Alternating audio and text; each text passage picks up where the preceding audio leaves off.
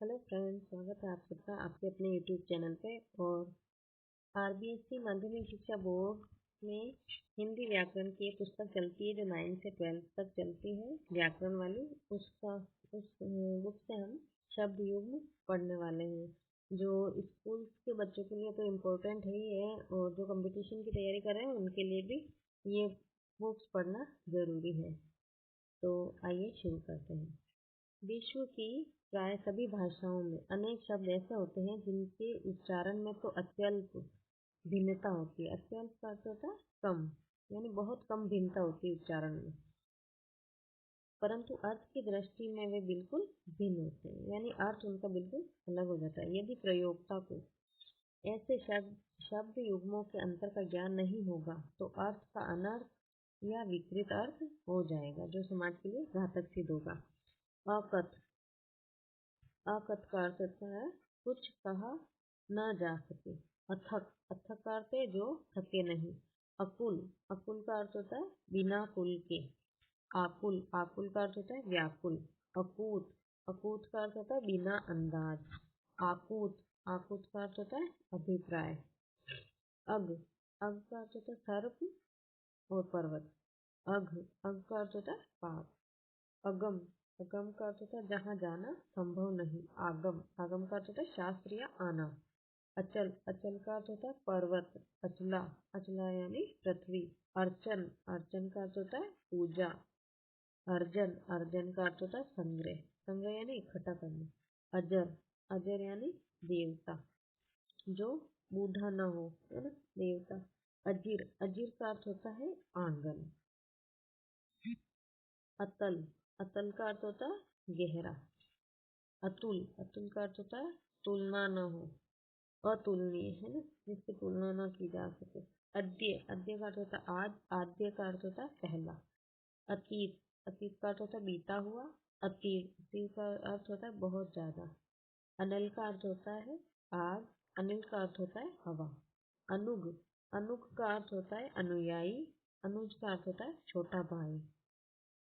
अंतर्देशीय देश के भीतर या अंदर, देश के अंदर। अंतर्देशीय देशों के बीच। देखिए यहाँ पर कितना बारीक सा अंतर है। अनमिज्ञ अनमिज्ञ नहीं होगा, यहाँ पर भ है, म नहीं है, यहाँ पर क्या है, भ। अनभिज्ञ अनभिज्ञ का अर्थ होता है अनजान, यहाँ पर भ है। अनभिज्ञ अर्थ होता है अनजान। अभिज्ञ अभिज्ञ का अर्थ होता है जानकार। अनु अनु का अर्थ होता है पीछे। अणु अणु का अर्थ होता है कण। अपकार अपकार का अर्थ होता है बुराई। उपकार का अर्थ होता है भलाई। अनिष्ट का अर्थ होता है बुरा। अनिष्ठ, अब देखिए यहाँ पर कितना बारीक सा अंतर है, ट और ठ का अंतर है। अनिष्ट का अर्थ होता है निष्ठाहीन। अभिनय अभिनय का अर्थ होता है नाटक खेलना। अभिनव अभिनव यानी नया। अपमान अपमान यानी निरादर। उपमान उपमान यानी जिससे उपमा दी जाए। अपेक्षा अपेक्षा का अर्थ होता है आशा या तुलना। उपेक्षा उपेक्षा का अर्थ होता है अवहेलना। अभिराम अभिराम का अर्थ होता है सुंदर।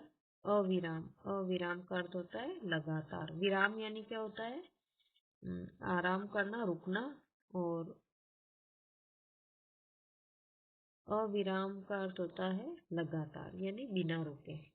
अभिज्ञ अभिज्ञ का अर्थ हमने अभी पढ़ा था जानकार। अविज्ञ अविज्ञ का अर्थ होता है मूर्ख। अभय अभय का अर्थ होता है निडर। उभय उभय का अर्थ होता है दोनों। अमूल मूल यानी क्या होता है जड़, और अमूल यानी बिना जड़ का। अमूल्य अमूल्य यानी अनमोल, जिसका कोई मूल्य नहीं, वो अमूल्य हो जाता है। अरि अरि का अर्थ होता है दुश्मन, और अरि यानी संबोधन। अवलंब अवलंब का अर्थ होता है सहारा। अविलंब विलंब विलंब का उल्टा हो गया अविलंब यानी शीघ्र। अवगत अवगत का अर्थ होता है ज्ञात। अविगत अविगत का अर्थ होता है अव्यक्त, दूर। अविहित यानी विधि विरुद्ध। विधि यानी कानून, यानी कानून के विरुद्ध, उसको कहते हैं अविहित। अभिहित अभिहित यानी कथित, उक्त। अवदान, अवदान का अर्थ होता है प्रशंसित कार्य। अवधान का अर्थ होता है योग या ध्यान। अवधि, अवधि का अर्थ होता है समय। अवधि यानी भाषा विशेष, एक भाषा है अवधि, है ना। अव्यय, अव्यय का अर्थ होता है जो खर्च न हो। व्यय का अर्थ होता है खर्च, और उपसर्ग लग गया, इसका मतलब हो गया अव्यय अर्थात जो खर्च न हो। अवयव, अवयव का अर्थ होता है अंग। अवशेष, अवशेष का अर्थ होता है बाकी। अविशेष, विशेष का विलोम होता है अविशेष, है ना। तो अविशेष यानी जो विशेष नहीं है, तो वो क्या हो जाएगा, सामान्य। अवमर्श यानी संपर्क या स्पर्श, और ये अवमर्श है आलोचना। अली, अली का अर्थ होता है भ्रमर। अली का अर्थ होता है संबोधन।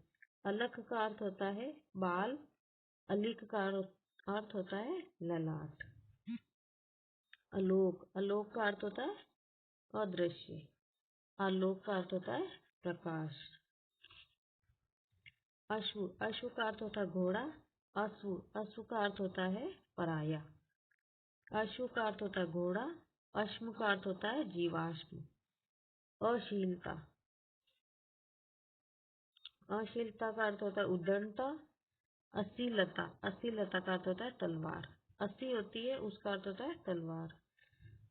अशर, शर का अर्थ होता है बाण, और अशर यानी बिना बाण।